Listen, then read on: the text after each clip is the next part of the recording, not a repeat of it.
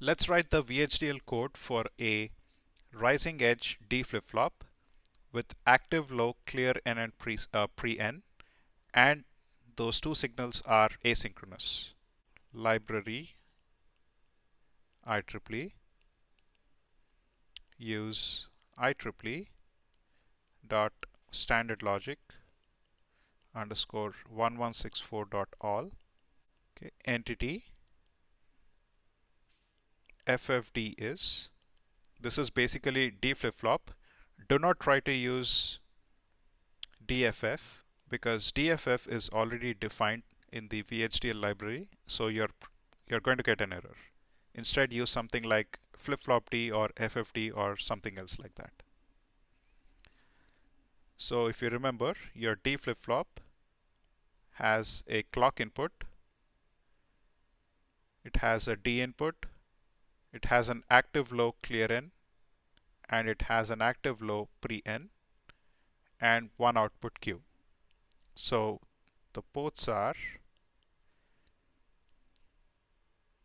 D, clock, ClrN, PreN, and they are in standard logic. Output Q is out standard logic, end entity. Architecture, arch of FFD is begin, process. Every behavioral code has a process.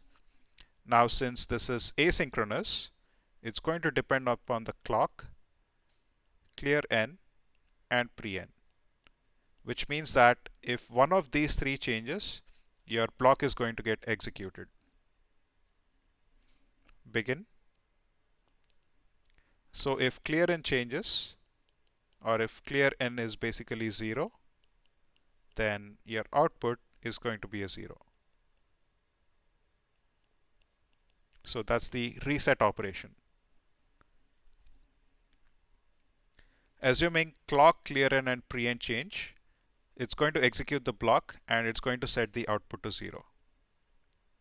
Else if, let's assume ClrN did not change, or if it was not 0, then I'm going to check PreN. So if PreN is 0, then Q equals 1. So that's the set operation. Finally, it's a rising edge triggered D flip-flop. So we are going to write else if clock tick event, that's the single quote. So clock tick event and clock equals to 1, then Q equals D. End if, end process, and end architecture. So you know this one. If ClrN is 0, then your output is 0. And if ClrN is not a 0, you check PreN. If PreN is 0, then Q is automatically 1. If both ClrN and PreN are 1 and 1, then you check for the rising edge of the clock. So this represents the rising edge of the clock.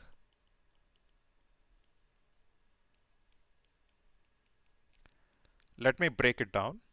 Let's understand what is a clock tick event. So if this is your clock signal, it's a series of evenly spaced pulses. A clock tick event is any change in the value of the clock. So this is your first tick event where it is going from 0 to 1. So that's the rising edge. This is the next tick event, which means that your clock is going from 1 to 0, or it's the falling edge. Similarly, this is your next tick event, tick event, tick event, tick event, tick event, and tick event. So you basically have 8 clock tick events. Out of these 8, we are only interested in the rising edge. that is where the second part of the if statement comes in. So we are looking for a tick event and clock equals to 1, which means we are only looking at this one, this one, this one, and this one. We are not worried about the falling edges.